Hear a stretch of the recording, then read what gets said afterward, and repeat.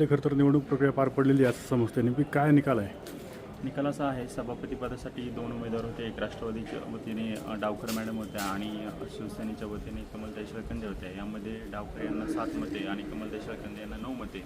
यामध्ये सभापतीपदी कमलताई शिळकंदे विराजमान झालेले आहे आणि उपसभापतीपदासाठी आपले अमित भाऊ ढोले आणि संजय भाऊ वराडी यांच्यामध्ये लढत झाली. त्यामध्ये संजय भाऊ वराडी यांना 7 मते आणि अमित भाऊ ढोले यांना 9 मते असं उपसभापती पदासाठी अमित भाऊ ढोले हे पदी विराजमान झालेले आहे. धन्यवाद.